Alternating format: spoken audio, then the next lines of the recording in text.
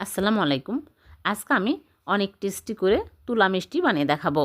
মুখে দিলেই মিলে যাবে, অনেক টেস্টি। প্রথমে চুলায় প্যান বসিয়ে দিয়ে দিচ্ছি ঘি 1 চামচ। ঘি মেল্ট হয়ে গেলে দিয়ে দিচ্ছি লাচ্চা সেমাই 1 কাপ, দিয়ে নেড়েচেড়ে ভেজে নেব। তারপরে চুলা থেকে নামিয়ে নিলাম। প্যানের মধ্যে নিয়ে নিচ্ছি 2 কাপ লিকুইড দুধ, চিনি 1/2 কাপ, আগার আগার পাউডার 2 চামচ, আর স্বাদমতো লবণ, এলাচের গুঁড়া দিয়ে আমি চুলার উপরে দিয়ে চুলা অন করে নেড়েচেড়ে নিব। নেড়েচেড়ে ঘন করে নিতে হবে। যখন ঘন হয়ে আসবে তখনই দিয়ে দিচ্ছি স্বাদমতো লবণ আর সেমাই। চুলা অফ করে আমি ভাজা সেমাইগুলো দিয়ে দিচ্ছি, দিয়ে নেড়েচেড়ে নিব। নেড়েচেড়ে সাথে সাথে চুলা থেকে নামে একটা মোল্ডে ঘি ব্রাশ করে নিয়েছি, ঢেলে নিলাম। নিয়ে 10 মিনিট পর আমি নর্মাল ফ্রিজে রেখে দেবো। 1 ঘন্টা পর বের করে নিয়ে আসলাম।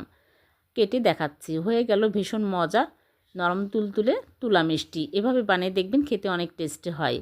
ভিডিওটি ভালো লাগলে লাইক, কমেন্ট, শেয়ার করে দেবেন। পেজটিকে ফলো দিয়ে রাখবেন। আবার দেখাবেন নতুন করে রেসিপিতে। আল্লাহ হাফেজ।